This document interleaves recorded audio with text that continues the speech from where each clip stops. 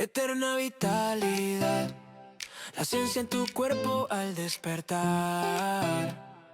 Lo que elijas en tu plato encenderá tu bienestar.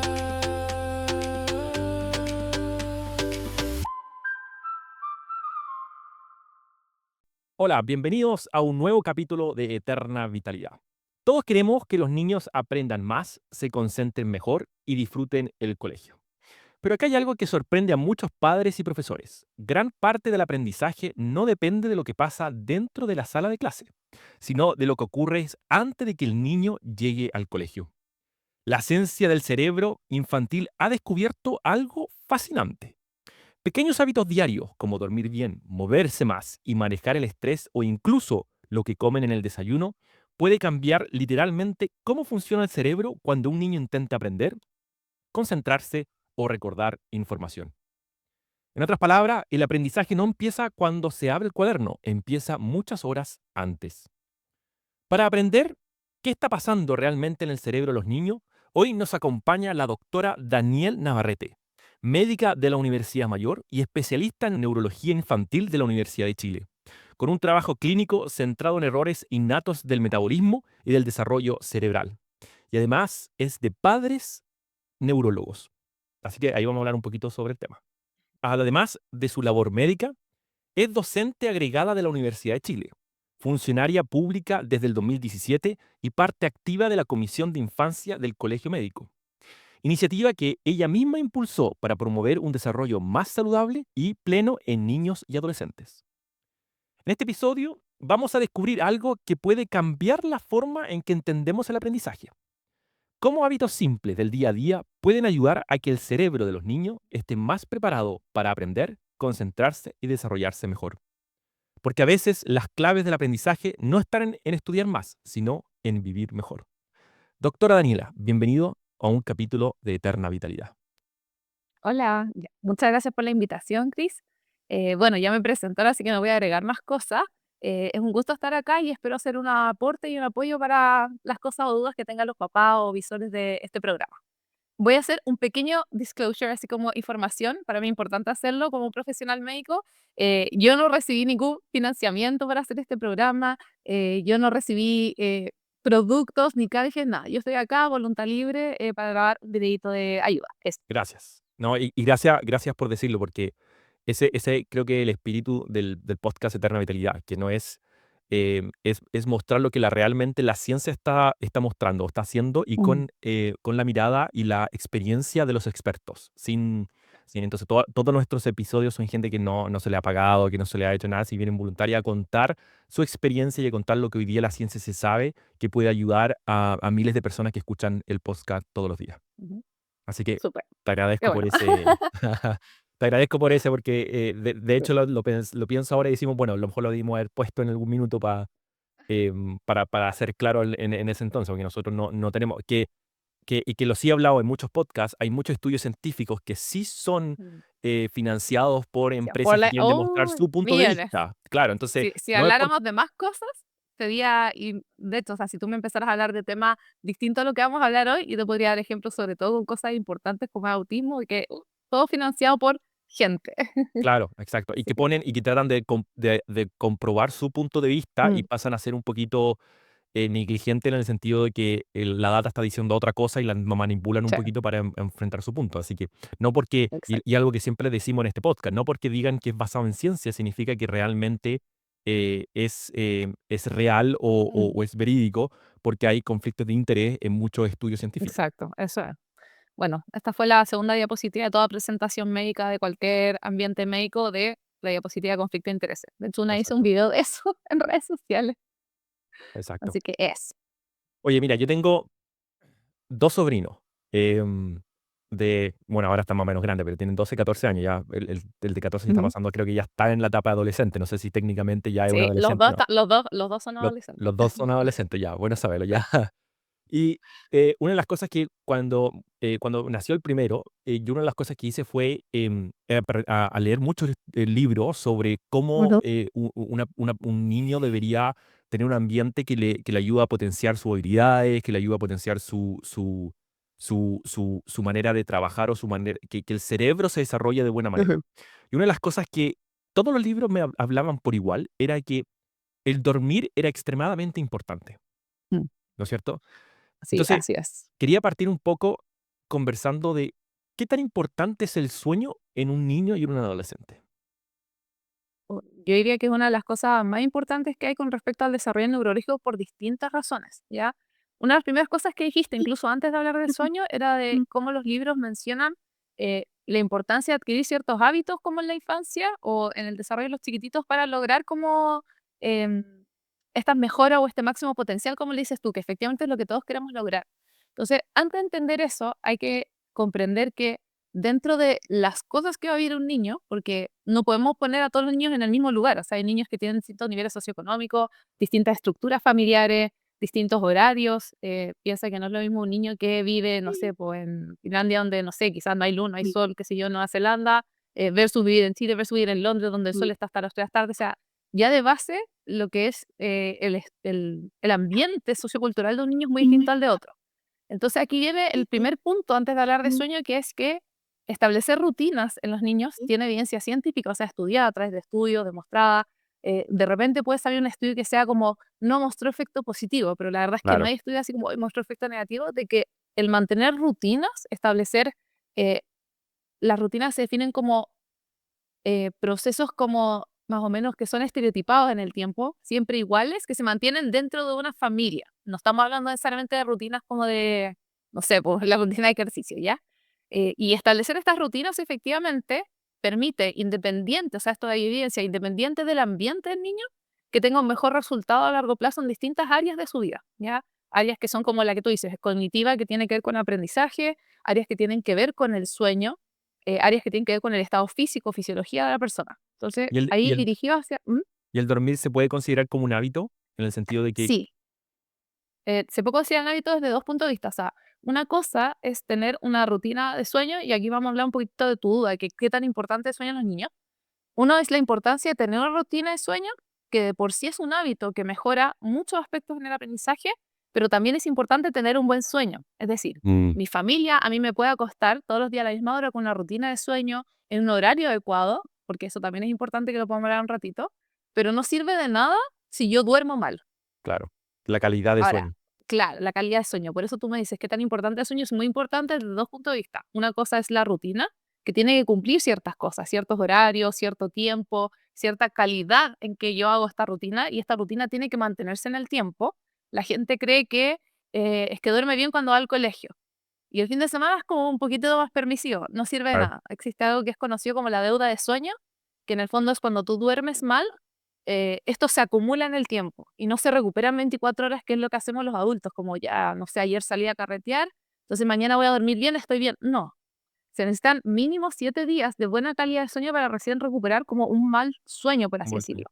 Y eso, y Entonces, eso, y, ¿mm? y- y eso, y eso de cuando te dices que tiene es un daño que produce el mal sueño, es por el daño que produce esa mala calidad de sueño en el cuerpo o en la parte cognitiva. Claro, en el Wow, fondo rompes la estructura fisiológica del sueño, que tiene una estructura. El claro, sueño tiene un ciclo que está guiado por hormonas, por neurotransmisores, por cosas que se comunican. Entonces, cuando tú disruptes eso, generas un estado físico, o sea, por así decirlo, como químico, hormonal, que es distinto, y eso genera daño desde distintos puntos de vista. Entonces, claro. primero es el tema de establecer rutinas, que podemos hablar después un poquitito de qué es lo que se recomienda con respecto a las rutinas de sueño. Y otra cosa es el sueño como tal, que es un gran tema. Entonces, ¿por qué el sueño es tan importante? El sueño, primero que nada, también es un proceso evolutivo del ser humano. O sea, los recién nacidos no tienen el mismo sueño que tiene una persona adulta. No, Los recién nacidos tienen un sueño que entra inmediato. El sueño está dividido en varias fases. Ya una fase que es como la no REM, que está construida por distintas etapas, lo que es la somnolencia, un sueño como más profundo, y el sueño más profundo, N1, N2, N3. Después viene una fase que es el REM, que como que a todo el mundo le suena la palabra REM, ya sea una canción, un grupo musical, REM, ¿ya? Y finalmente, esta estructura del sueño va cambiando. Con las guaguitas recién nacidas entran inmediatamente en un sueño REM. El sueño REM es un sueño que es un sueño que es activo, que no necesariamente es reparar, pero que sí es un sueño que desde un punto fisiológico permite mayor crecimiento. Es decir, en las etapas más profundas del sueño, que son la etapa N3 y el REM, se permite la liberación de hormonas de crecimiento, de mayor producción de melatonina. Entonces, fisiológicamente el cuerpo está en un estado distinto. ¿ya? Uno va creciendo y el sueño va cambiando, o sea, ya no entramos en sueños profundos inmediatos, sino que partimos por sueño superficial y vamos entrando a las etapas. Los ciclos de sueño también van cambiando con la edad, o sea, los niños pequeños tienen ciclos de sueño más chiquititos, más cortitos que las personas adultas. Y esos cambios generalmente ocurren ya en etapas escolares, o sea, antes de lo que sería, no sé, por 13 años, que es como más o menos cuando uno dice parte de la adolescencia, 12, 13, eh, los ciclos de sueño son más cortos que los adultos. Entonces ya tenemos grandes diferencias en lo que es o sea, cómo se comporta el sueño, cómo es el sueño. O sea, Ahora, espera un ujú, poquitito.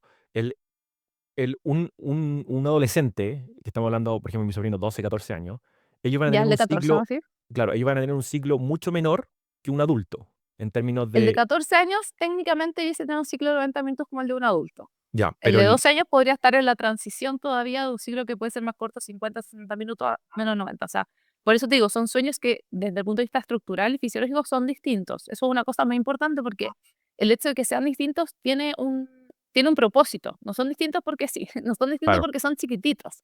Son distintos porque están ocurriendo procesos fisiológicos distintos.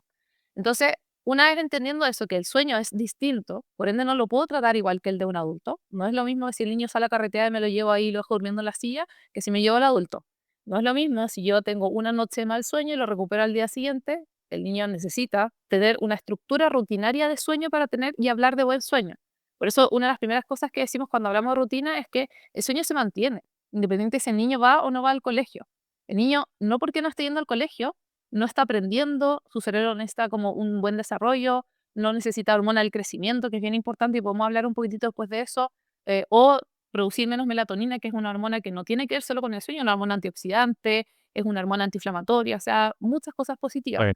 Entonces, es muy importante entender esa primera parte del sueño para hablar de que es muy importante para el desarrollo neurológico en general y para el Mm. desarrollo del niño, o sea, para su crecimiento, ¿ya? O sea, Y estamos ujú, hablando, estamos hablando que si el niño se va a acostar, no sé, a las 8 de la noche, porque tiene colegio de mañana y se levanta, no sé, a ujú. las 6 de la mañana, por decir algo.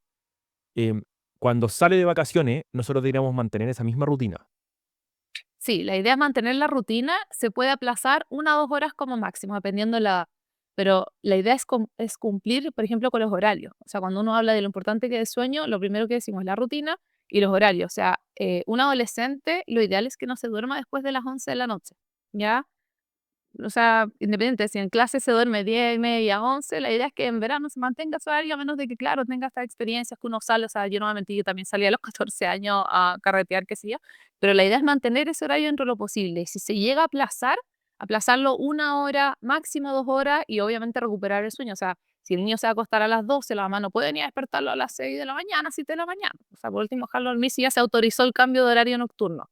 Y en niños chicos, la idea es que se acuesten antes de las 10 de la noche, ojalá antes de las 9:30. Esos niños escolares que serían adolescentes antes de los 11 años, dicen estar todos durmiendo antes de las 10 de la noche, por un tema fisiológico, tiene que ver con producción de hormonas el acostarse temprano. Ya Entonces sea, eso es ya lo primero sea, que... Ujú. ya sea en vacaciones o durante el año escolar. Todo el año. Por eso digo, o sea, esto no tiene que ver solo con el hábito escolar, tiene que ver con el desarrollo neurológico que está ocurriendo y el desarrollo físico del niño. Ya Ya, los niños no dejan de crecer a los 10 años, por ejemplo. claro, De hecho, los hombres se pegan el estirón en la adolescencia, como bien grandecitos. A diferencia de las mujeres que tienen un pico de crecimiento que es como asociado al ciclo menstrual o a la primera, como a la menarquia. claro. Entonces, para mí cuando alguien me pregunta de sueño, porque de repente separan esos dos hitos, como uno Mm, es la rutina de sueño y cómo yo establezco un sueño y una rutina de sueño constante, no solo en etapa escolar, y en segunda instancia viene la calidad de sueño, que era como tu pregunta. ¿Cachai? claro. Que la gente siempre va a preguntar por lo segundo o por lo primero, pero la idea es las dos cosas juntas. Y cuando hablamos del sueño como tal, ¿por qué el sueño es tan importante para el desarrollo neurológico? En el sueño, o sea, para el aprendizaje sobre todo, en el sueño se consolida el aprendizaje. El aprender no es ir al colegio necesariamente, no es que a mí me enseñaron algo. Uno aprende todos los días cosas como persona. Claro. Es decir, todas las experiencias que uno tiene en el día a día son aprendizaje a través de recuerdos, de experiencia y conexiones neuronales. La memoria a corto plazo que se hace como en el hipocampo, que es una zona específica del cerebro, en el momento del sueño, en las etapas profundas del sueño, es decir, en el 3 o etapa REM, este sueño se consolida y se mueve, por así decirlo, vamos así en palabras simples, a las regiones corticales, que es donde va a quedar guardada. Entonces, cuando yo tengo un sueño fragmentado por distintos motivos, te voy a dar ejemplos que son temas que también querías conversar. Por las pantallas tienden a disminuir el sueño profundo, a fragmentar el sueño, a tener más microdespertares y a reducir el tiempo de sueño total, y a atrasar el horario de inicio de sueño. O sea, mucho efecto en sueño negativo, producto de muchas razones que también podemos hablar después. Entonces, si yo reduzco el sueño profundo, este proceso de consolidar el aprendizaje se ve reducido y afectado.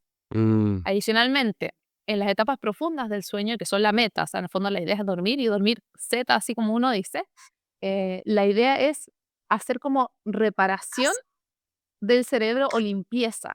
Esas son cosas que son más recientes, en el sentido de quizás hace 10, 15 años no se tenía tan claro de que hay un ambiente como, no es un sistema linfático como tal, como hay en el resto del cuerpo que limpia las toxinas, pero sí hay un sistema que limpia, el cerebro se limpia de toxinas durante el sueño. Entonces, además, estoy limpiando este órgano vital que ayuda a funcionar y a hacer todo lo que somos como personas. O sea, por algo es tan importante el término de muerte cerebral. Y efectivamente hay estudios donde la deprivación de sueño, cuando es extrema, está estudiado cuando la gente se muere. Y claro. generalmente la deprivación extrema, más allá de 7 días, produce fallas como hormonales orgánicas severas. Y si no me equivoco, había un trabajo que muestra que ya 21 días de privación de sueño pueden producir la muerte, por arritmias, por en el fondo como un paro cardiorrespiratorio. Así importante el sueño a nivel global, ¿ya? Y Claro. por eso es tan importante para el aprendizaje.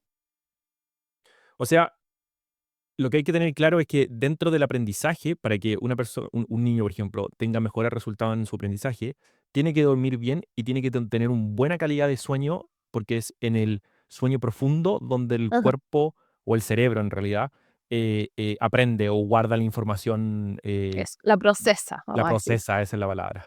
Y, La y- guarda. ya, claro, y obviamente también tiene unos efectos también no solamente para los niños, sino también para los adultos, ¿no es cierto? O sea, si, Sí, si uno no tiene una calidad de sueño, va a tener ciertos exacto. otros En el problemas. fondo, em, cuando hablamos de esta limpieza que ocurre en el cerebro que te mencionaba, las áreas más afectadas son las regiones frontales. Es decir, la deprivación de sueño, las funciones cerebrales que más afectan son las regiones frontales y como la frente, vamos a decir, acá adelante. ¿Y qué es lo que hay acá adelante? Y esto es muy importante e interesante.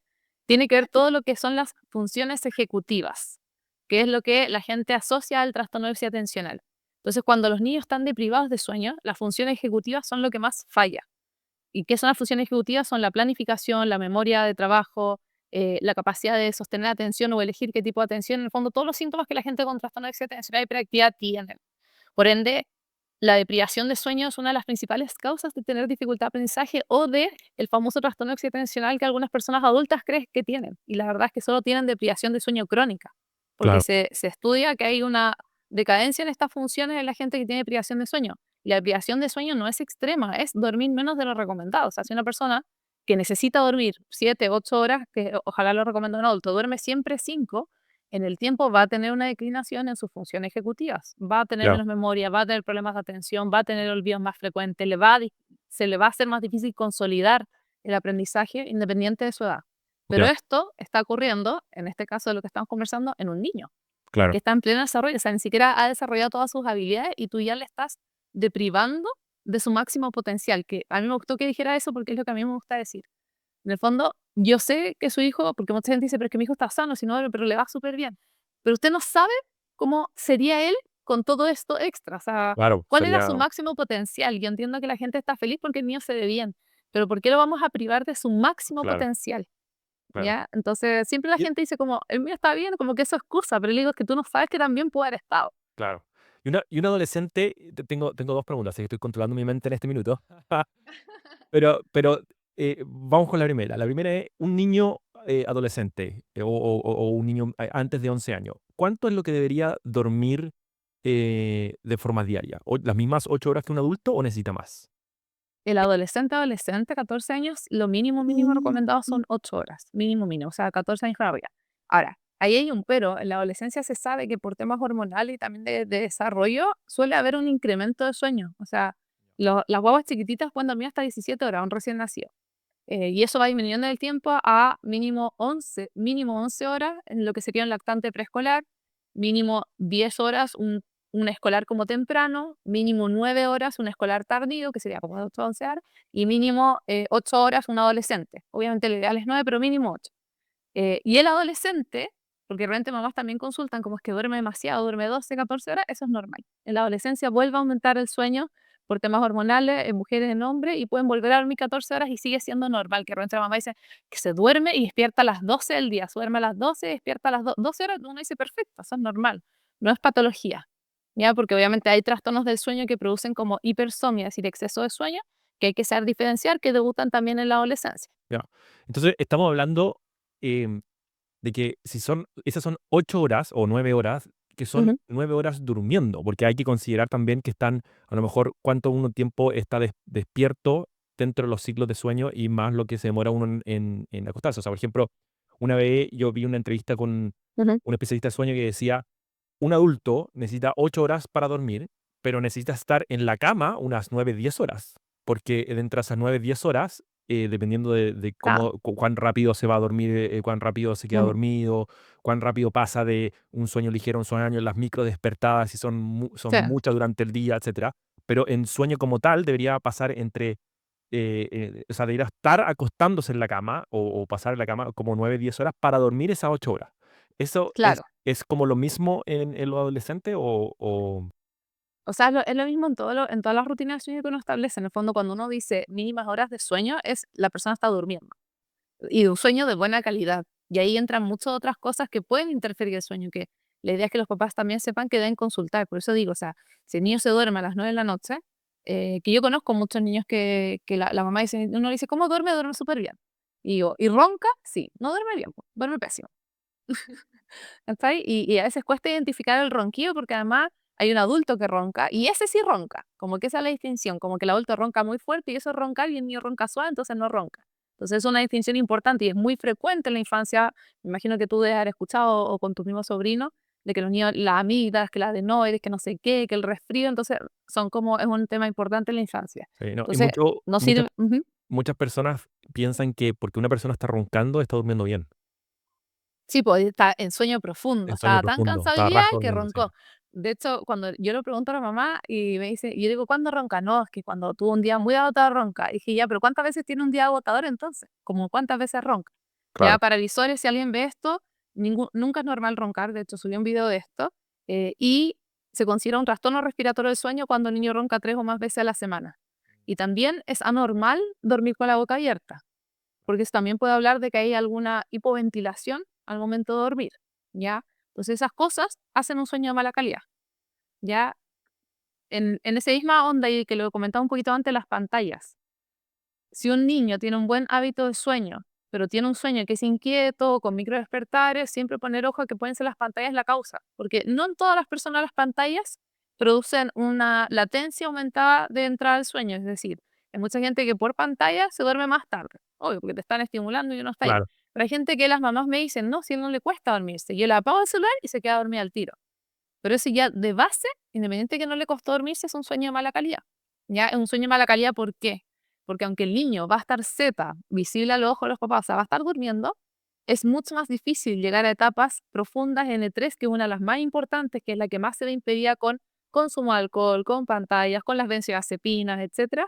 Y esa es la etapa a la que él tiene que llegar y tiene que lograr y tiene que cumplir para tener un aprendizaje como Dios manda. ¿Cachai? Entonces, ya default, da lo mismo que tú mantengas la rutina y que el niño no le cueste dormirse si estuvo expuesto a algo que tú sabes que afecta la calidad del sueño después, independiente de que el niño se va durmiendo bien.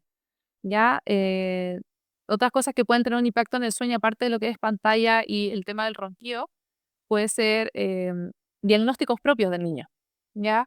Hay condiciones del neurodesarrollo que, por definición, tienen aumento de trastorno del sueño porque producen menos melatonina, porque no logran mantener los pulsos de melatonina o porque se acompañan de muchas otras dificultades que impiden el sueño, como puede ser con algún problema sensorial que tiene constantes despertares porque el roce de la sábana, porque el peso, entonces todas esas cosas uno tiene que mirarlas y a veces eso requiere que papá analice cómo duerme el niño, porque realmente se duerme y no saben qué pasa después de ese horario. Sí, po, no saben cómo está durmiendo el Es niño. muy frecuente. Sí, po. Sí. Tengo, tengo una pregunta, porque esto parte más de mi curiosidad, más que nada, porque siempre veo cuando alguien tiene un recién nacido, ¿no es Ujú. cierto? Ese recién nacido duerme, pero también se despierta a las 3 de la mañana y después lo tienen que tratar de hacer dormir, o despierta a las 4 de la mañana y los papás al final tienen problemas de sueño porque el niño comienza a llorar, etcétera. Sí. ¿Es normal, es normal que un niño no cumpla, por ejemplo, el ciclo de la noche y el día y que tenga que estar pasando durmiendo, no sé, porque se despierte a las 3 de la mañana llorando y después los papás se tienen que levantar, como no sé, darle comida en realidad no sé lo que hacen los papás cuando el niño está llorando en la Ujú. noche, porque yo no tengo hijos? Ya. Pero, Pero ¿es normal o eso está indicando algún trastorno? Es normal en ciertas edades. Como tú dices, los recién nacidos tienen un sueño que se considera como polifásico, tienen muchos periodos cortos de sueño con periodos de vigilia. Eso es lo más frecuente. O son como koalas. Las guaguas recién nacidas duermen y la mamá dice duerme todo el día y uno de repente empieza a ver que cada vez duerme menos. Generalmente la primera transición suele ocurrir entre los 4 y 6 meses, donde el sueño empieza a ser un poquito más parecido a lo que va a ser el de un adulto y empieza a aumentar el sueño nocturno. O sea, si en los primeros 3 meses a veces que me despierta cada 3 horas, cada hora para comer y no duerme, eso es normal, eso es esperado, pero por eso el postnatal tiene que durar más tiempo, ¿cachai? Entonces, después, más o menos, entrando al año, uno espera un sueño nocturno prolongado, que lo ideal es que dure, no sé, si el niño de un año tiene que dormir mínimo entre 11 y 13 horas, la idea es que duerma, no sé, 7 de noche y la otra en siesta, o ojalá 8 de noche Ya. y la otra en siesta, y así. Hasta llegar, por ejemplo, a la edad de em, 18 meses o 2 años, donde casi el 80% de los niños no necesita o deja de dormir siesta. Eso también es Mm, importante porque en los jardines a los niños se les obliga a dormir siesta y yo he tenido muchos pacientes que no los dejan en el jardín porque no duermen siesta. Yo le tengo que mandar una nota a la profe de que el niño tiene 2 años, o sea, fisiológicamente quizás no requiere la siesta. Ahora, si duerme la siesta, además, si tú lo obligas a dormir siesta y eso significa que en la noche se atrasa el horario de sueño, porque ya durmió, o sea, él siente descansado y finalmente por dormir la siesta no logra cumplir las horas como óptimas de sueño nocturno, le están haciendo un daño, que es algo que yo siento que debiese como actualizarse un poquitito en los jardines, o sea, ya, pero los jardines que espérame. van al niño de 2, 3 años. eh, el jardín lo obligaba a dormir dormir siesta. Sí, todos los jardines, según yo. No sé si existe uno que no. Yo creo que he Ya, visto pocos donde, no sé, pues, me pasa más, quizás más comprensión en niños que tienen algún diagnóstico específico. claro, Pero pero la no gran mayoría de los debería. jardines no deberías, no. No, o Sobre todo sea, si el niño no lo desea. o sea, por lo que entiendo, si el niño no lo desea, no debieran obligarlo a dormir siesta, No, porque eso le no, sobre produce un todo si tiene un trastorno buen de sueño sueño. nocturno. Puede alterar su ciclo propio de sueño que quizás es normal. En el No, fondo, la siesta deja de ser un hito necesario porque uno dice, el sueño polifásico en la infancia, en este primer año de vida, va mutando a hacer lo que hacemos los adultos, que es dormir solo claro, de noche. claro, ¿Quiénes duermen siesta? Los que les faltó sueño de noche. En general, un adulto no necesita siesta si tiene un buen sueño nocturno. claro. Y a los 18 meses, como te digo, el 80% aproximado deja espontáneamente la siesta. O sea, hay Mm, niños que a los ahora 2, 3 entiendo. años todavía necesitan la siesta y duermen bien de noche, pero no Claro, todos. no Y hay todos. que respetar que hay niños que duermen súper bien, o sea, no duermen esa siesta, se duermen a las 8 de la noche y despiertan a las 6, 7 de la mañana, normalísimo. Durmieron 10, 11, o sea, 11 horas de noche seguidas. No necesitan la siesta, está durmiendo lo mínimo requerido por edad y la siesta solo va a interrumpir este sueño muy bueno que tiene de noche, por Claro, ejemplo. claro. ¿Ya? Entonces, es Ahora normal, entiendo. pero también las familias tienen que saber cuando deja de ser normal. O sea, en el fondo yo espero que un niño de un año logre y que ya tolera además fisiológicamente un ayuno un poquito más prolongado, porque tiene que ver con eso, o sea, tiene que ver con muchas cosas, pero una de las cosas relevantes cuando uno dice cuántas horas tiene que dormir la guagüita recién nacida los primeros 3 meses, después tiene que ver con cuántas horas sin comida puede pasar. Ya, Entonces, las guaguas dentro de los primeros 3 meses, la idea es que no pasen, o sea, en el primer mes que no pasen más de 3 horas de ayuno, 3 horas sin comer, eso es el máximo. Por eso dicen que coma cada 3 horas, pero libre demanda, si le da hambre a las 2 horas, que coma a las 2 horas. Pero la idea es que no pasen más de 3 horas sin comer. Después viene como esta fase media entre 3, 4, 5 meses, no pasen más de 4 o 5 horas sin comer. Y después, hasta el año, aguantan 6 horas sin comer. Después de pasado el año, uno dice aguanta entre 6 y 7 horas sin comer. Y ahí después aguantan las 8 horas, 9 horas, 10 horas, 11 horas sin comer. Y no pasa nada, mm, no van a hacer una baja de azúcar, nada. O sea, eso es una de las razones, no es la única. El resto tiene que ver con procesos fisiológicos, con las hormonas que empiezan a cambiar, porque el niño claro. está en crecimiento, con el desarrollo propio del sueño, cómo se va desarrollando. Pero es normal. Entonces, yo creo que hay que consultar si pasados los 6 meses, por lo menos no logran 6 horas continuas de sueño en la noche. Ya, perfecto. Y si al Y año no logran 10 horas de sueño en la noche. claro, claro. ¿Y qué pasa cómo afecta el sueño o la baja de sueño o el exceso de sueño a la capacidad de razonamiento o pensamiento? Te doy un ejemplo. Por ejemplo, hay un estudio Ujú. que trataban de ver cómo un andinista tenía cómo perdía la capacidad de razonamiento a medida que iba pasando mayor altura, no sé, 2000 metros de altura, hasta 5000 y Ah, los como 10.000, falta de oxígeno, como claro. faltaba oxígeno. Em, s- em, en un niño, por ejemplo, que está en el colegio, que duerme poca hora, más allá de que el aprendizaje no va a tener capacidad para aprender, recordar ciertas cosas, etcétera. Pero la Mm. capacidad de resolver problemas durante la clase, ¿le afecta, produce un trastorno Sí, po. en el sueño en esa Eso lo etapa o...? sí, pues, eso es lo que hablamos de, esta falla de función ejecutiva específica. Por eso yo te trataba de explicar qué hacen las Ah, funciones ejecutivas. a Es eso, a eso le poner llamáis tú una claro, falla ejecutiva, un... sí, cuando yo hablo de que alguien tiene disfunción ejecutiva, es que sus funciones ejecutivas no están funcionando. Y la causa no siempre es un trastorno como tal, o sea, no siempre es que el niño tiene trastorno de déficit atencional hiperactividad, por eso el sueño es muy importante porque es un diagnóstico diferencial. Si el niño ronca de noche, eh, y es muy difícil decir con certeza que el niño tiene un trastorno de déficit atencional hiperactiva. Si hay antecedentes familiares, si el hermano tiene, claro, el sueño solo empeora la clínica en el niño que ya tiene el diagnóstico, pero en el fondo es lo que va a ocurrir, fallan las funciones ejecutivas. Las funciones ejecutivas nos permiten ejecutar. Entonces yo te voy a dar un ejemplo simple de lo que podría ser una ejecución. Yo para ejecutar algo, primero que nada tengo que estar concentrado en lo que estoy ejecutando. Tengo que ser capaz de mantener atención o mantener el tipo de atención que me depende. Por ejemplo, si yo estoy ejecutando manejar, mi atención es como dividida. Yo tengo que estar poniendo atención al señor que cruza, el semáforo, el de atrás que viene adelantando, que vi las luces por acá. O sea, uno dice ahí no está concentrado en una cosa. Tengo que ir Claro, concentrado en todas. ¿Ya? Entonces la atención depende de la actividad que tú estás ejecutando. Cuando tú vas a ejecutar algo, planificas. Una planificación que no necesariamente es como yo no es voluntaria, estas son funciones cerebrales que uno las da por sentado hasta que no las tiene, como le pasa a los claro, niños con trastorno de déficit atencional. Entonces, tú planificas cómo vas a hacer algo. Entonces, voy a poner un ejemplo de un niño. Eh, un niño tiene que escribir una cosa en clases. Entonces, primero que nada, ya no es atención única, porque tiene que poner atención a lo que dice la profe, leer lo que está escribiendo y al mismo tiempo ir escribiendo ir y mientras escribiendo. hace eso, mira para arriba, mira para abajo. ¿Cómo yo escribo? Tengo que haber abierto el cuaderno, el lápiz tiene que estar así o tiene que tener punta y yo primero tengo que hacer un orden. Primero miro lo que dice, después escribo. Si yo estoy con disfunción ejecutiva, empiezo a escribir, después mira a la profe, después escribí, no terminé de escribir y le faltó la punta y como que no tengo un orden para hacer las cosas. ¿Ya? Tengo que además tener esa planificación no solo como del plan mental, también es motora. Entonces yo tengo que tener organización motora. Mm, Entonces pasa que el niño toma, se le cae el lápiz claro, y recoge el lápiz, la profe ya borró todo, entonces después empieza a escribir, pero se le corrió el brazo, entonces son muchas cosas que la gente da por sentado que hacemos de manera automática.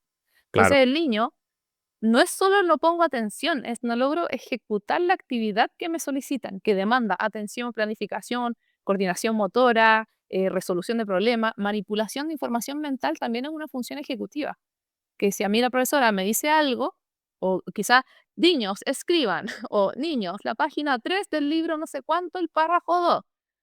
¿El libro qué?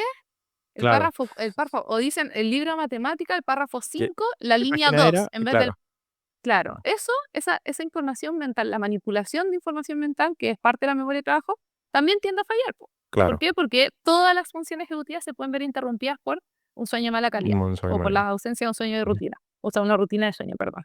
perfecto. Hablamos de cómo las pantallas afectan el sueño, ¿no es cierto? Y que obviamente eso Ajá. va a afectar el proceso de aprendizaje, el proceso cognitivo, etcétera. O las funcionales ejecutivas, como le llamas tú, para ser bien técnico. Palabra nueva. Pero, ¿de qué manera afecta, por ejemplo, si un niño, porque también he visto, por ejemplo, hay muchos colegios que le están poniendo pantallas para hacer aprendizaje, ¿no es cierto? Están todo el día en la pantalla, no sé, haciendo ejercicio o aprendiendo.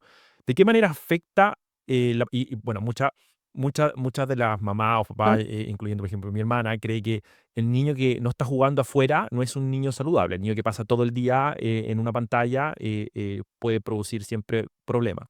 ¿Es así de que las pantallas pueden producir a nivel cognitivo problemas en un niño y que el niño de repente tiene que salir afuera a jugar en bicicleta o jugar a la pelota con los amigos, etcétera? ¿O no hay evidencia que demuestre lo Ujú. contrario? Hay excesiva evidencia que demuestran el daño físico, así como estructural cerebral, del uso excesivo de pantallas.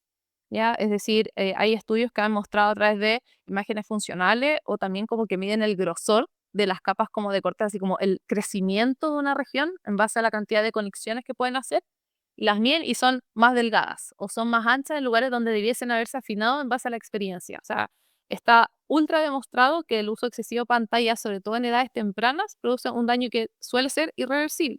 Ya, o sea, ya perdimos el máximo potencial, por mucho que, como te digo, o sea, las mamás pueden decir, mi hijo vio tele toda la infancia, está súper bien. Que bueno, o sea, él tenía una base excelente, que era muy difícil de arruinar. pero usted no tiene idea quizás cómo iba a ser antes, o otros síntomas que pueden causar a veces el uso de pantalla, que tienen que ver con salud mental, sobre todo. Entonces, yo creo que es muy fácil decir mi hijo está muy bien, a pesar de todo lo que pasó, cuando tú no sabías cómo iba a ser si no hubieras tenido ese elemento. Claro, Entonces, no la hay algo con idea, que compararlo.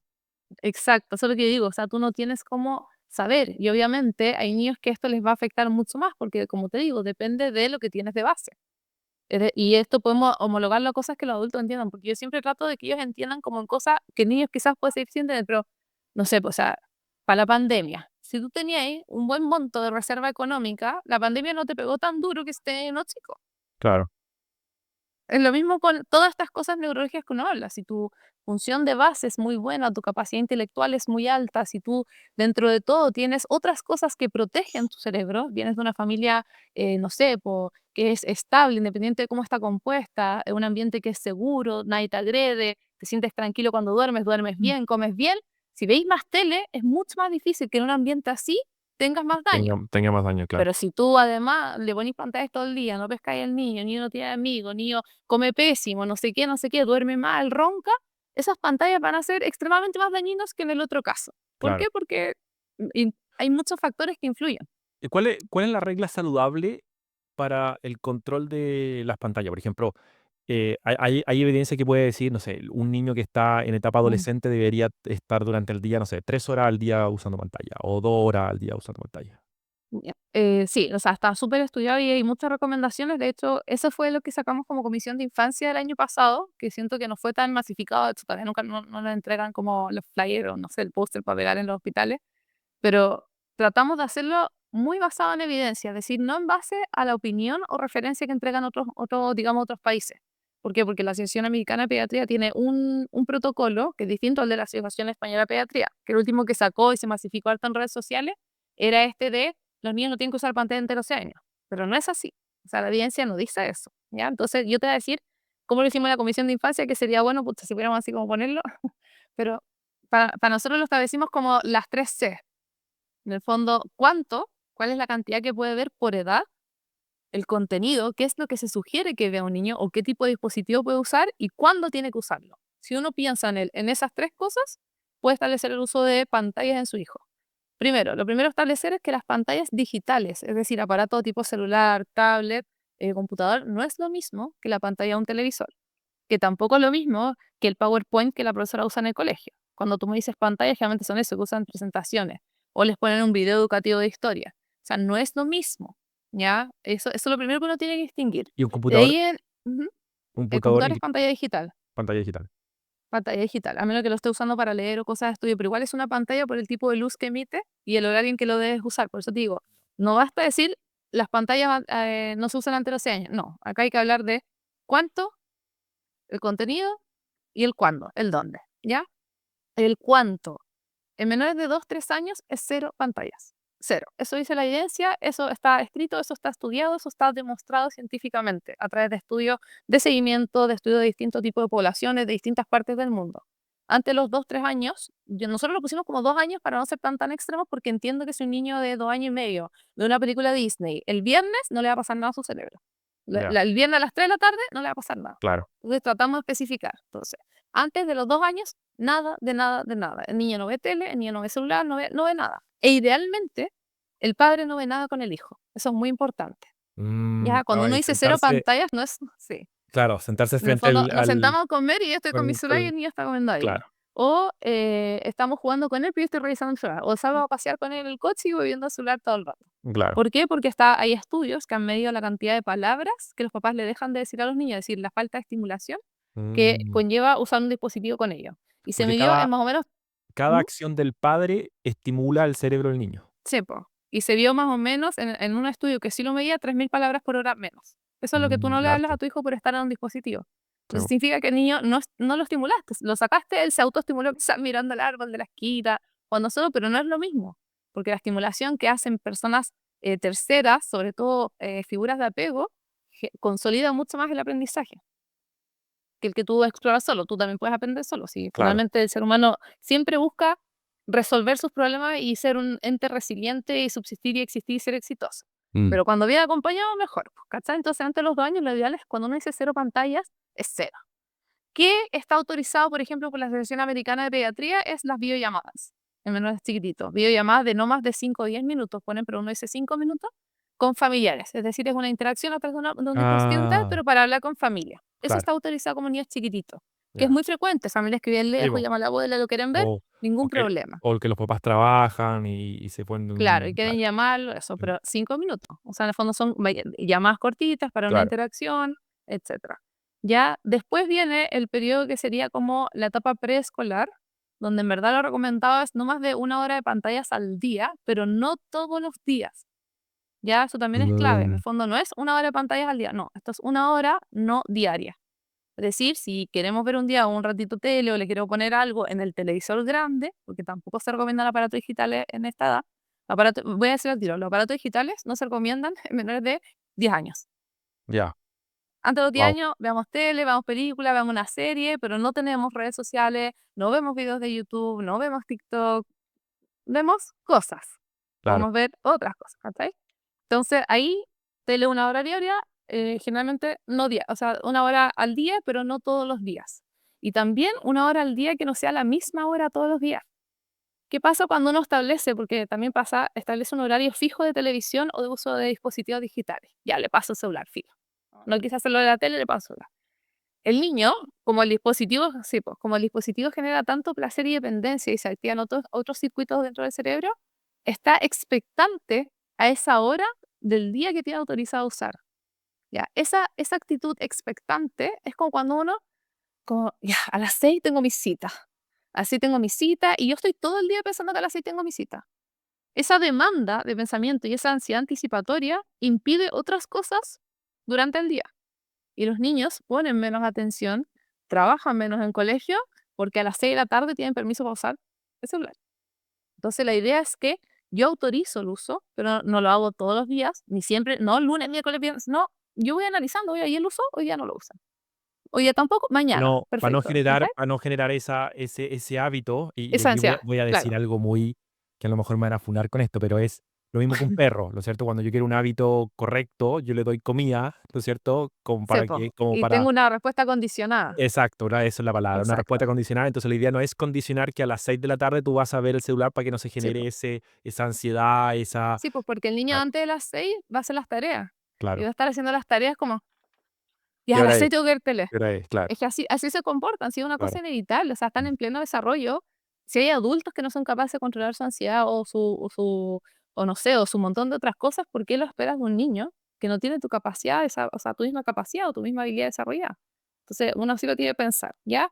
De ahí viene lo que es el niño más grande, por ejemplo, ya 6 años, entre los 6 y 10 años, se puede ver 2 horas de pantalla. También se recomienda que no sean diarias, es el uso diario de dispositivos digitales o pantalla en general lo que suele ser como un poco negativo. Sí, no hay muchos estudios que sean de telediaria, ¿ya? Así como el niño de 6 años ve todos los días 30 minutos unos monitos en la tele. Lo que más está evaluado de forma diaria es el uso de dispositivos digitales, como yo te decía, cosas y por eso solo le decimos simplemente no usarlo. Entonces ahí la idea también aumenta 2 horas diarias, pero no todos los días y con estas mismas indicaciones, ¿ya? Y ya en adolescentes, en general lo que se recomienda, pasaditos los 11 12 años, es 3 horas diarias en el día o máximo 3 horas seguidas si es que deciden usar esas 3 horas seguidas, ¿ya? Ese es el cantidad, el contenido. Lo primero que te dije que era muy importante decir, no dispositivos digitales antes de los 10 años. Es decir, no celular, no redes sociales. Ojo que YouTube es una red social. Entonces uno de repente les pone cosas, ¿ya? Esto tiene que ver con el tipo de actitud, o sea, de dibujo que hay en el contexto de este tipo de cosas, que suele ser un video, un contenido que es rápido, corto, que sobreestimula, claro. etcétera, etcétera. Y, ¿Ya? y también tiene que ver Ujú. como la pantalla en sí, porque la pantalla genera más luz, las celulares, las tablets, los computadores generan mucho más luz que un televisor, porque más el El televisor cansancio. Cuando yo claro, estoy en el celular así, ojo al medio. O sea, yo además tiendo a converger y eso canso más. sí, po, ¿Ya? También cuando la gente está viendo pantallas todo el día, pestañea menos. claro. Entonces también hay problemas oculares de resequedad de ojo y también se ha visto que en edades más chiquititas el uso de pantallas, sobre todo digitales, se asocia a mayor riesgo de diagnóstico de miopía. Sí, po. Sí, de Entonces, hecho, uno de los podcasts que tuvimos fue con un oftalmólogo y él contaba que el ojo está diseñado en forma natural para ver desde lejos. Entonces, sí, como po. estamos como pantalla, estamos forzando al ojo a Sí, estar mirando desde hacer esa cerca. convergencia, ¿no? Claro, y ahí se Entonces, por eso digo producen. que Claro, la tele es como una buena cosa, pero la tele no se mueve, los niños no se van a ver la tele así claro. acercados, sino que van a estar como a una distancia prudente. Por eso es una cosa que es segura, yo siempre digo, o sea, la tele es segura. Pero estamos en contenido. Entonces, en contenido vamos a hablar ahora de el tipo de cosas. Yo no le voy a poner las noticias en la cena, ¿cachai? Yo no lo voy a hacer Claro, y disparo y se murió. No, no claro. vamos a ponerle noticias al niño. Se las podemos contar. Hoy día en el mundo hubo, no sé, un incendio, pero todos están bien. Como que uno le puede contar las cosas al niño de lo que está sucediendo, pero que no las vea porque las noticias son morbosas. Y eso y Muestran eso cosas inadecuadas produce de niños y otras cosas. y eso al niño le va a producir más estimulación que ver la, por ejemplo, la noticia. En el sentido, ¿Cómo? cuando yo le estoy contando la noticia al niño, ¿no es cierto? Ujú. Eso produce más estimulación positiva, por decirlo, que ver algo tan Absolutamente. ya. Obvio. Y aparte, ahora viene el punto 3 que va con el 2. Nada de contenido violento. Nada. Mm. Es que cuando éramos chicos veíamos juntos, no sé, Rocky. Que sí, o sea, yo vi Jurassic Park a los como, ¿cuándo salió? En el 94, creo, a los 3 años. Yo tuve pesadillas de dinosaurios hasta el día de hoy. O sea, yo Bueno. hasta el día de hoy le temo a los dinosaurios. Hasta el día de hoy tengo pesadillas que me comen. Eso no es Sí. algo grave y soy una persona No, funcional, pero eso, tener pesadilla igual te genera un sueño que sí. puede ser fragmentado, No, entonces no es y muy y bueno. y es muy cierto lo que dices, porque yo me acuerdo haber visto El Exorcista, lo vimos con un amigo, en la casa de un amigo, no sé, a los 10 Ujú. años. Y yo quedé, no pude dormir, o sea, quedé traumado. Y el otro día, cuando dije, ¿sabes que voy a ver la película de nuevo? La vi y le dije, ¿por qué tenía tanto como susto, tanto mentalmente, si en realidad yo ahora adulto no me produjo o sea, no me produjo lo mismo que Sí. me produjo Es cuando porque el era cerebro muy del niño chico? no procesa las mismas cosas, no está Claro, preparado para ciertas cosas. Entonces, y esto es importante porque ¿cuántos niños de 6, 8 años tú has escuchado, conoces, has experimentado, juegan GTA, claro, Free Fire? claro, Todos. O todos. sea, para mí es un tema Y importante y digo no. Roblox Acá también. también hay, sí, el Roblox no es tan violento, pero el problema es la pedofilia. Pero bueno, ese es otro tema muy importante. Em, Pasa que, y también hay estudios de esto, que se mide el nivel de violencia del niño después de una actividad violenta. Y se miden las Ujú. hormonas dentro del cuerpo. Cuando un niño ve noticias violentas, es lo mismo que haberlo puesto al frente de la pistola en vivo y en directo, en cuanto Ah, a mira, nivel de hormonas de estrés. Cuando los niños juegan videojuegos violentos, en las primeras horas después de haber jugado videojuegos violentos, tienen una respuesta emocional agresiva. claro. Eso se ve sobre todo en hombres, más que en mujeres, porque pusieron a niñas y niños a jugar cosas violentas. Y En mi eso caso, yo creo que lo rechazan más. y eso, lo veo en mi sobrino, que él juega Fortnite, el de 12 años. Y esto también es un Ujú, buen indicio para preguntarte sobre los juegos online, o los ujú, juegos en sí, ¿te fijáis? Eh, por ejemplo, con mi sobrino de 12 años, él estaba jugando Fortnite, y para aquellos que no conocen Fortnite, es un ujú. juego en primera persona donde tú estás disparando a otro y parten 100 y tienen que llegar el último que sobrevive es el que gana. Entonces se matan entre todos y Entre cada todo. uno.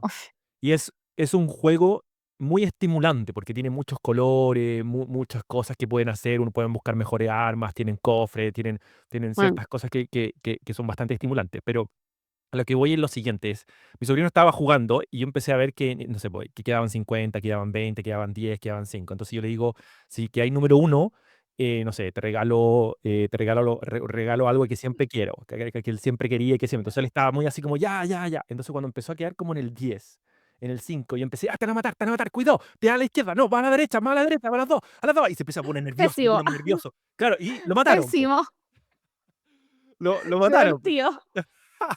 Entonces, neurológicamente, yo le Sí. estaba causando un problema a él. O sea, yo lo miré como algo gracioso, como para molestarlo. Mm. Pero si lo miramos desde lo que tú estás diciendo, él está teniendo emociones que son mucho más profundas y por lo tanto cognitivamente lo está tomando de una manera muy distinta que si fuera con un adulto.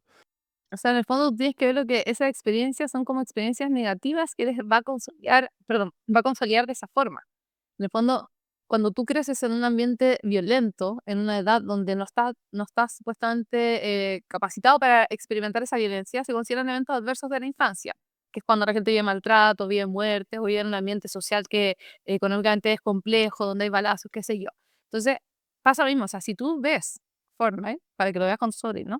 Dice edad mínima 16 años. O sea, el mismo paquete te lo dice.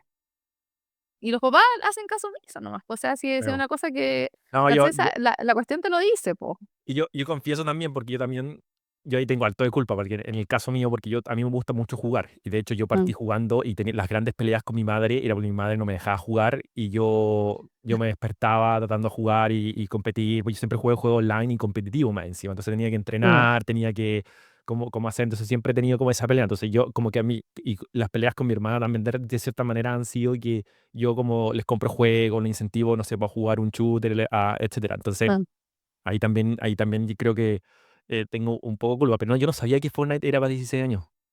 sí. Igual que GTA, Mira, por si acaso.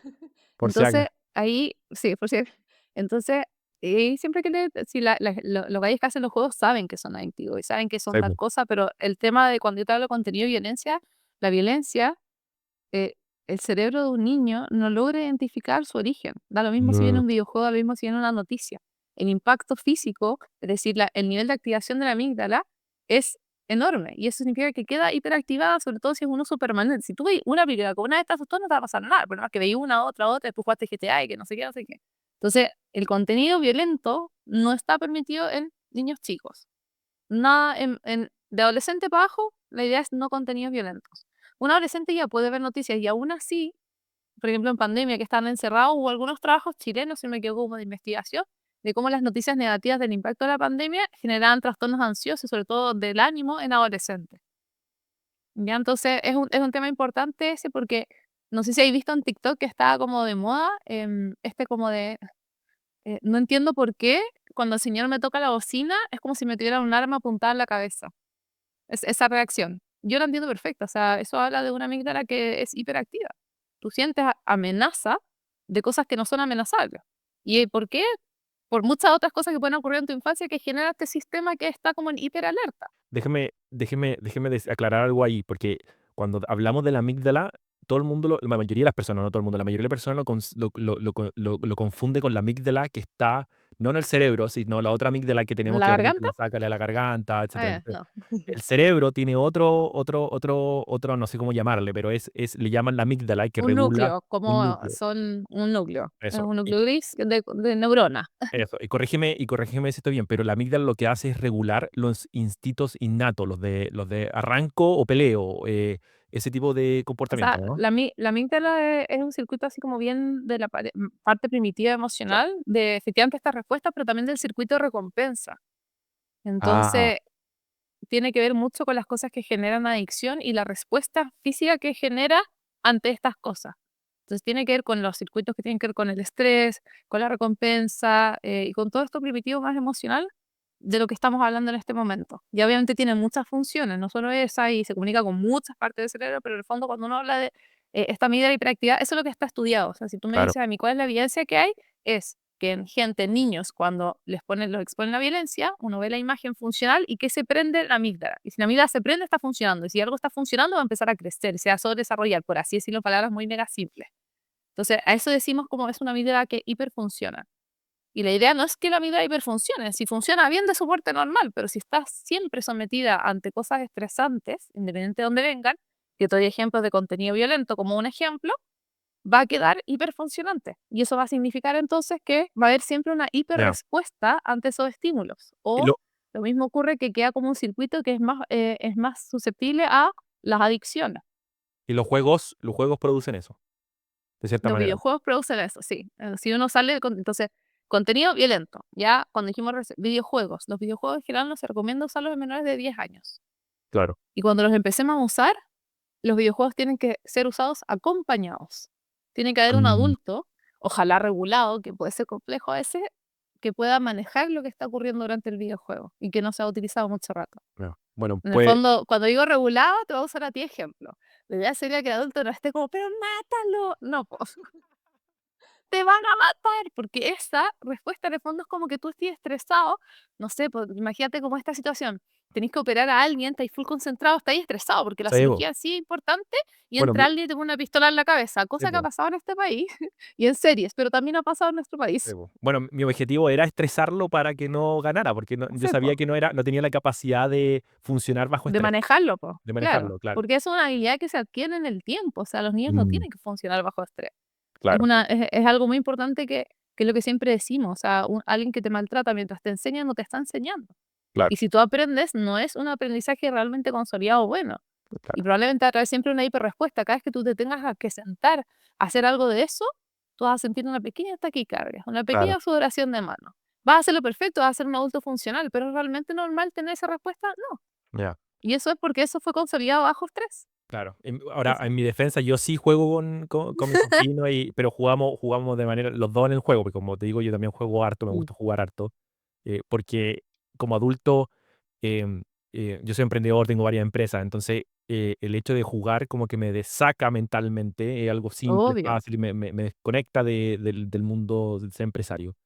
Em, pero, Lo que pasa en tu defensa, y esto es algo normal, o sea, estas son cosas que en los últimos años hemos ido estudiando. Cuando yo digo últimos años, uno dice, ay, 10 años. 10 años no es tanto tiempo, o sea, el ser humano lleva mucho más años existiendo y las pantallas están hace harto rato. Entonces, estamos hablando de que en 20 años no hemos podido dar cuenta de que esto ocurre. Hay gente que lo empezó a notar y decidió estudiarlo.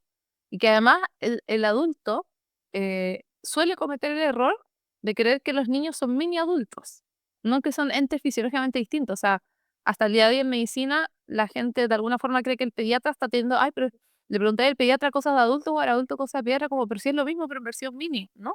Es otro ser, es otra fisiología, son otras cosas, otras dosis, otro todo.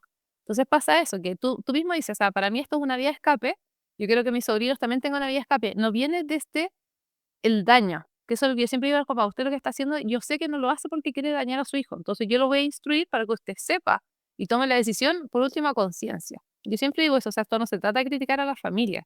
Las familias todo lo que hacen es sabiendo, o sea, antes las familias fumaban dentro de la casa y era súper normal aceptado, o sea, estábamos todos pasados a nicotina y todas las cosas que trae el cigarro, y hoy en día no se fuma dentro de las casas. Y eso demoró más de 60 años en ocurrir. Pueden haber casas donde todavía se fuma, da lo mismo, si siempre hay excepción a otra regla. Pero en el fondo son aprendizajes que vamos adquiriendo con el tiempo. Entonces, yo te puedo asegurar que de aquí a 10 años más, el uso de pantallas va a ser muy distinto a lo que ha sido los últimos 10, 15, 20 años. ¿Por qué? Porque llevamos ya harto tiempo informando, avisando y se empezaron a hacer normativas, al menos en nuestro país, como en otros, que están regulando este uso. O sea, piensa que en Australia simplemente cerraron el acceso a medios digitales o como redes sociales a los menores de, creo que 13 años, 12 sí, años, y se sí, cerraron, chao. O sea, ya leí, no los pueden usar. sí, ¿No? leí esa noticia. Oye, y sé que no nos queda poco tiempo, pero creo que lo tocamos en un punto, pero creo que es importante tocarlo, que es cómo un niño que tiene estrés, cómo el niño nosotros deberíamos enseñarlo a controlar el estrés o manejar el estrés desde el punto neurológico, porque sí o sí en el colegio el niño va a tener situaciones de Ujú. estrés, ¿no es cierto? Y a medida que pasa a ser adolescente y empieza a hacer actividades en el colegio, no sé, jugar fútbol, básquetbol y va a competir, no sé, o una prueba, por ejemplo, estudiar una prueba que le está yendo mal, etcétera, van a haber condiciones de estrés. ¿Cuál es la mejor forma de entrenar para tener un mejor aprendizaje a un niño que tenga, la pregunta es, ¿cómo le enseñamos el estrés o cómo ayudamos a controlar el Mm. estrés a un niño? Ya, yo creo que esta pregunta más para un psicólogo, sea psiquiatra, pero te voy a dar la respuesta que yo manejo o como yo lo veo, que quizás no es tan completa. Pero yo creo que lo primero es un adulto regulado.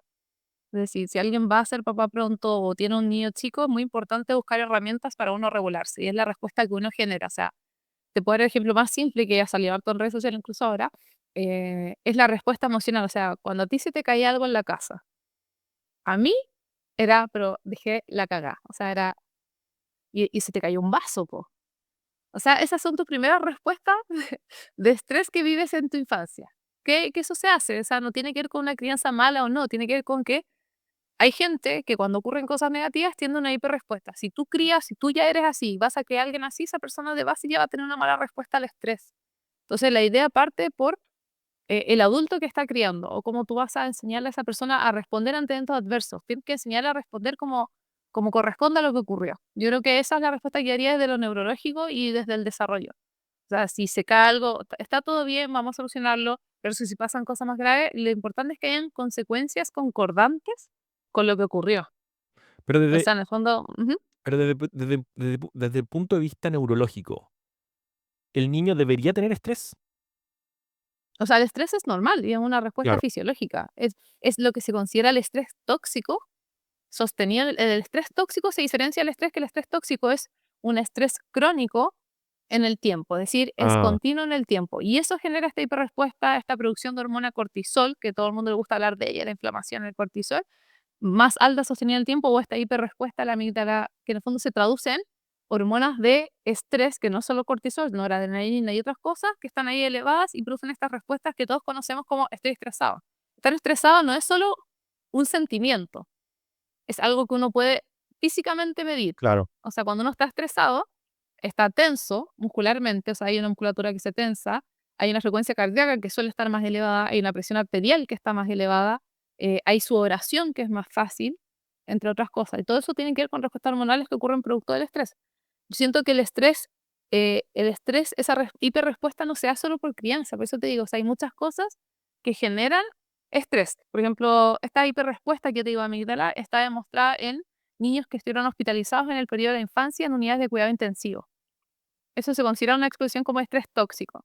Y ahí Ya. también se ha visto como este mismo tipo de respuesta desde el punto de vista de medición hormonal y todo alta y que también puede tener repercusiones a largo plazo. Sí, yo creo que lo importante es crear al niño en un ambiente de que puede haber estrés, pero como yo manejo el estrés como adulto, es como el niño lo va a manejar él a lo largo de su vida.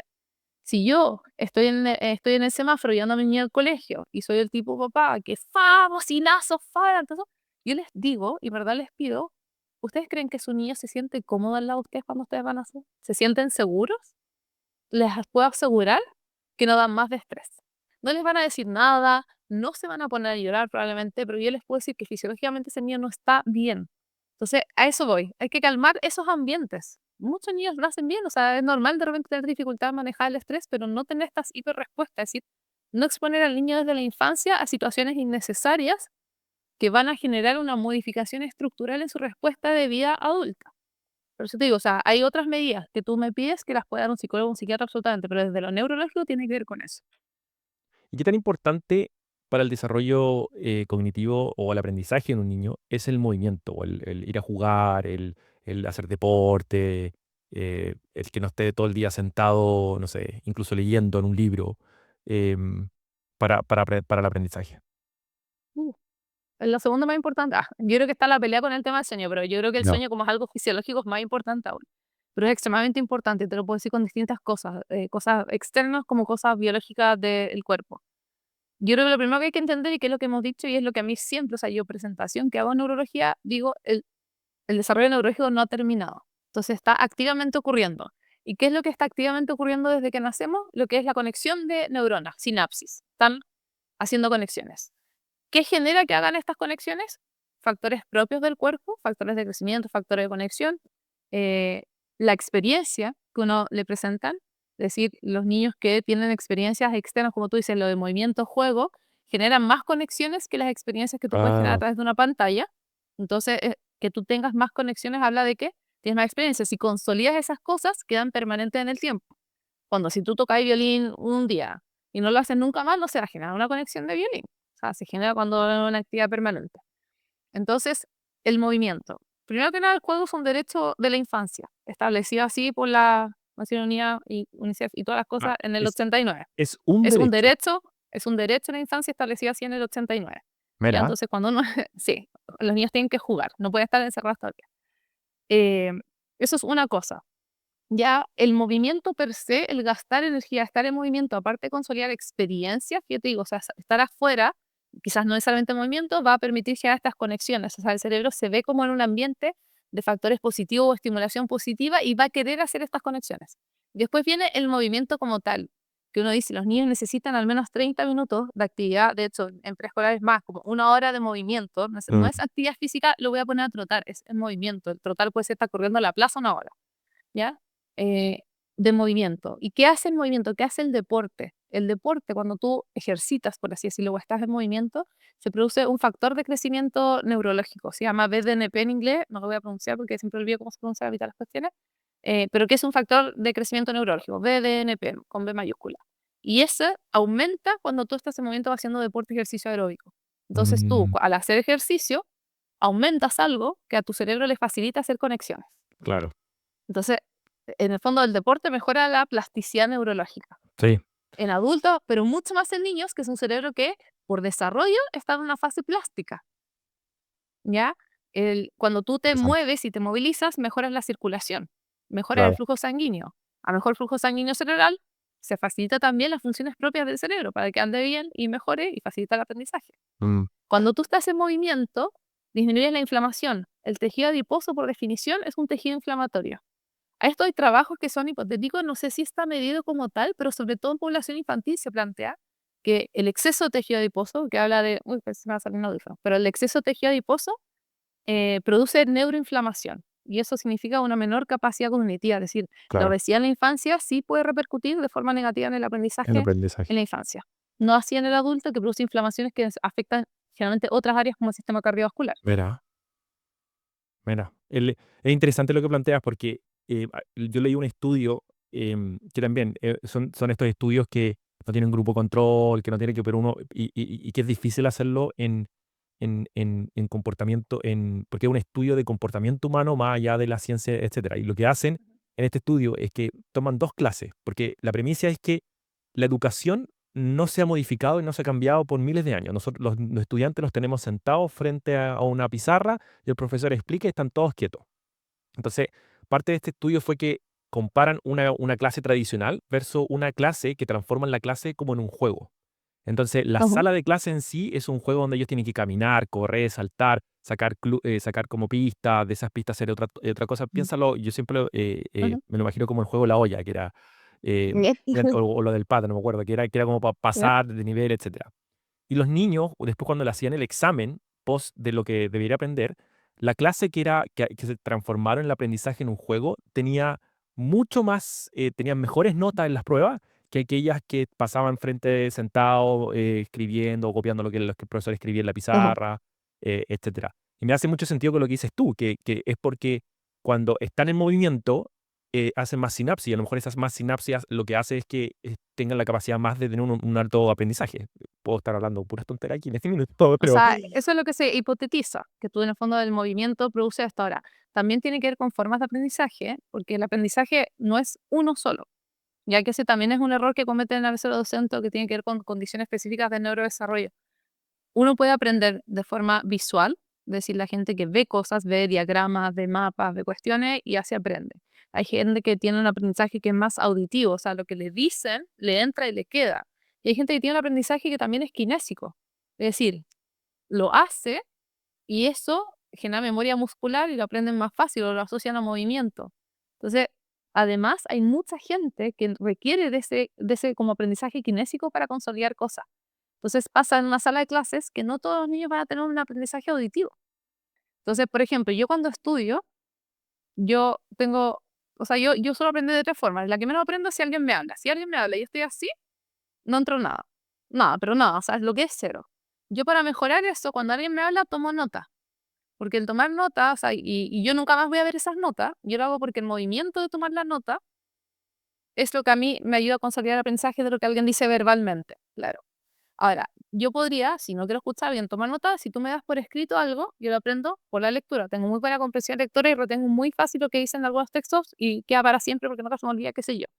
Y si tú además eso me lo haces hacer en movimiento, yo no me olvido nunca más. O sea, yo tengo muy buena habilidad motor, o sea, no soy media dispraxia como media sordosa, pero tengo muy buena memoria de movimiento, como que me acuerdo, tenía que girar así. Entonces, depende mucho de personas. Hay niños que en verdad pueden estar sentados y solo aprenden así. Pero hay otros niños que requieren toma apunte, hay niños que requieren movimiento, hay niños que tienen condiciones que requieren pausas, ¿ya? Está el error de pensar que la concentración dura horas. La concentración normal de un niño son 20 minutos. Eso es normal, eso es lo esperado. O sea, por 20 minutos un niño puede estar concentrado. Ahora, un niño que tiene una condición, eso ya empieza a bajar quizás a 15, 10, etcétera. Entonces, nosotros sugerimos, por ejemplo, niños con trastorno excedencial cada 15 minutos hacer pausas activas. Es decir, el niño estuvo 15 minutos concentrado y después tiene derecho a movimiento libre, a repartir guía, a ahorrar la pizarra, a salir al baño, volver. Y esa pausa o ese movimiento les permite mantener y continuar con la concentración. Entonces, el movimiento no es solo el hago ejercicio y basalmente tengo una capacidad de aprendizaje. También tiene que ver con las formas de aprender o con las necesidades propias de cada niño de, de concentración, ¿cachai? O sea, está involucrado en tantos aspectos. Y yo, lo que más me gusta de la neurología es que está todo conectado. Entonces, tú me decías algo y te voy a decir, eso se conecta así, va a hablar la función, ¿cachai? O sea, es el sueño, es cómo soy el vivir, es lo que como, es cómo me muevo, todo tiene relación con cómo funciona nuestro cerebro. Muy importante. Interesante. No, interesante. Lamentablemente ya estamos en tiempo, Autorreferente. pero, y soy consciente también del tiempo, tuyo también, porque siento que esto es muy interesante y podríamos estar hablando, así que lo más probable es que hagamos otro episodio para seguir hablando de este tema. Pero Yo te dije que era bueno para hablar. no, no, pero es que es súper bueno porque por lo menos hay cosas que yo he aprendido mucho en este podcast. Bueno, en todos los podcasts uno va aprendiendo, pero también va analizando ciertas cosas. Va analizando ciertas cosas con, no sé, con las experiencias que tiene uno con, no sé, mis sobrinos, con los amigos, los hijos de los amigos, etcétera. Entonces va analizando. Lo único que te iba a pedir es, si nos puedes mandar ese flyer que hablaste, que habla sobre las pantallas, tú le llamaste las Ujú, 3C, obvio. si no me equivoco. Y nosotros lo vamos a poner, para todos aquellos que nos están escuchando, nosotros lo vamos a poner en la descripción para que lo puedan descargar y lo puedan bajar, etcétera, como una guía, porque creo que es sumamente valioso. Y hoy día la ciencia, como dices tú, ya hay mucho estudio, porque las pantallas son algo que ya casi todo el mundo tiene. Que hace, no sé, 10 15 años atrás era más difícil, no eran tan masivos como ahora. Así que para tenerlo ahí y asegurarnos. Y así que, bueno, Daniela, te damos las gracias por venir a este podcast de Eterna Vitalidad. Realmente ha sido un podcast donde por lo menos yo me ha abierto la mirada distinta desde el punto neurológico y cómo afectan las cosas que nosotros podemos hacer con los niños, con los adolescentes, con los adultos. Y voy a tener que replantearme la forma que juego con mi sobrino. Después va a ver tu hermana esto, así como, tío, te dije. Va a estar así, me lo va a Sí. repetir, yo creo que por lo menos un Pero par de mira, años más. ya Así lo que, usan, ya son grandes, entonces yo te digo que las familias mm, siempre dicen, ya le arruiné la vida. No, se puede controlar, o sea, podemos no, solo los fines de semana y acompañado yo juego bueno, contigo. No y lo vamos a restringir. eso es lo que, eso es lo que Mm. pasa. De hecho, como te Margarita, mi hermana es súper estricta en el sentido que pueden jugar 1 hora.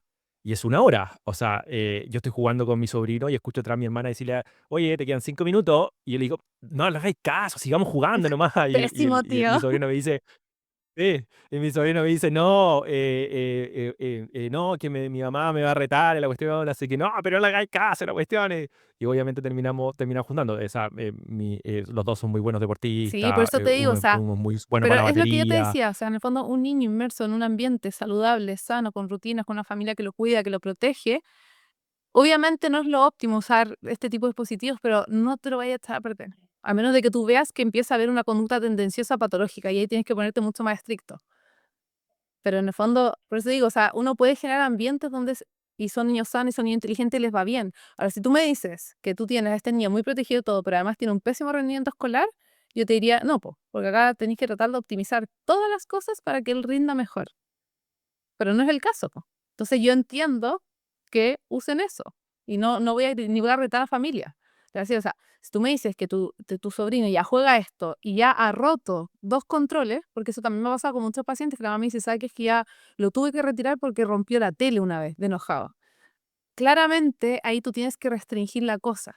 Pero acá no es el caso. Entonces, por eso te digo, yo encuentro que cuando las noticias salen, no uso de pantallas mayor de 6 años, qué sé yo, y no uso de celular hasta tal hora, depende. O sea, tú también tienes que ver cada caso, cada realidad, cada familia, cómo se da todo el ambiente y dar una instrucción personalizada. Y eso tratamos nosotros de hacer un poquito con las 3C. O sea, tú tomas la decisión. De hecho, no te hablé del cuándo, pero lo podemos hablar en otra oportunidad, que era la última C. Y lo otro que me gustaría decir a mí, que tiene que ver algo con lo que tú acabas de decir, que es como quizás para finalizar, es muy importante que las familias se pongan de acuerdo. Es decir, eh, no hay que romper las rutinas establecidas que son saludables. Pasa mucho con las familias separadas. La mamá dice, no, si uno es súper bien acá y come saludable, sale al fin de semana el papá y es como cualquier cosa. Entonces la mamá pone una norma y viene el tío y le dice, no le hagáis caso a tu mamá. Yo creo que es muy importante que se respeten las figuras de autoridad porque después los niños se rebelan, pues, y eso trae conflicto a las familias. Pasa mucho que las mamás hoy en día trabajan, muchas son solteras y quedan con los abuelos no, da lo mismo, le dan cualquier cosa, lo ponen tele todo el día y las mamás sufren, es como, pucha, es que yo no puedo controlar lo que hacen, que hay que tener conversaciones serias con estos abuelos, estos tíos, estos primos, este papá separado, mamá separada, que es muy importante mantener la rutina a los niños, generarles ambiente. Tú me hablabas del estrés, generar estos ambientes rutinarios, como es decir, conductas esperadas, estables, disminuye el desarrollo del estrés patológico. ¿Cachai? Claro, Entonces, patología. eso es importante. Ah, No, ahora sí que mi hermana va a grabar este audio Porque yo con mis sobrinos cuando vienen a mi casa, ellos pueden hacer lo que quieran. O sea, si se acuestan a las 12 de la noche, 1 de la noche, es problema de ellos. Yo siempre le digo, tenés que asumir las consecuencias de tus decisiones. Si tú decidiste acostarte a las 12 y tenés sueño el otro día, no reclamí, no tenés que asumirlo nomás. Esa fue decisión Pero es que no tuya. tienen capacidad Como de una forma, decisión, po. No tienen tu es desarrollo que, neurológico. bueno, eso es lo que acabo de aprender hoy día.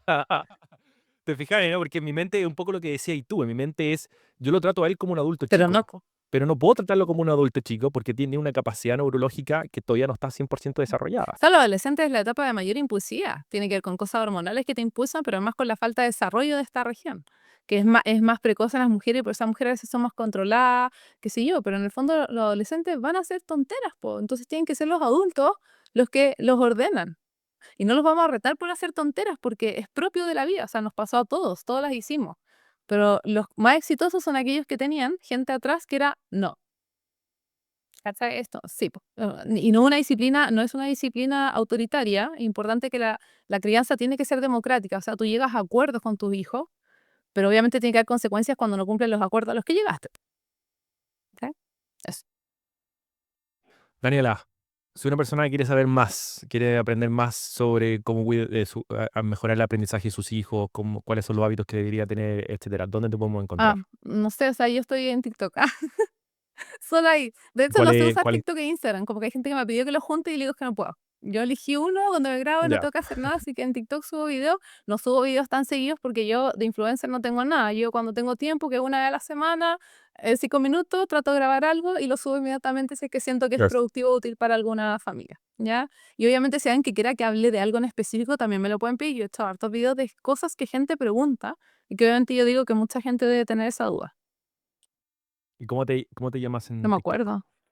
¿Cómo me llamo yo? Mi Bueno, nombre. no te preocupes. Lo que vamos a hacer es, nosotros lo vamos a poner en la descripción. Entonces, si quieren saber dónde encontrar a la doctora Daniela Navarrete, lo que tienen que Escribir hacer es eso, ir a la doctora descripción y Diana ahí Arrete, como DRA y mi eso. nombre. Esto. Y ahí nosotros vamos a poner el link y vamos a poner el Sí. nombre, el hashtag creo que se le llama, o no, el hashtag no, pero Arroba, yo estoy claro. arroba. El arroba algo que dice, no sé cómo se llama, pero el arroba algo para que lo puedan buscar en TikTok y puedan encontrar todos los videos de Eso. ella. Doctora, doctora Daniela, muchas gracias por acompañarnos hoy día. Ha sido un episodio, por lo menos para mí, que mi hermana lo va a usar en mi contra todos los días. Nada terrible. Así que, Son niños sanos, hay que estar sí, contentos. Todo se ha hecho sí, bien. no, ¿Se puede mejorar? Sí, pero todo gracias. está bien. Eso. Muchas gracias y a todos ustedes que nos siguen escuchando un episodio, lo más probable es que Daniela va a estar de vuelta para conversar. Hubieron varios temas que no conversamos, por ejemplo, la alimentación, cómo afecta el desarrollo cognitivo, etcétera, y que lo vamos a dejar para otro episodio. Pero a todos, recuerden, toda la información del episodio está en la descripción de este podcast. Si lo están viendo en YouTube, va a estar en la descripción de YouTube. Si lo están viendo en Apple Podcast, va a estar toda la información ahí. Así que nos vemos en otro capítulo de Eterna Vitalidad. Que tengan muy buenos días.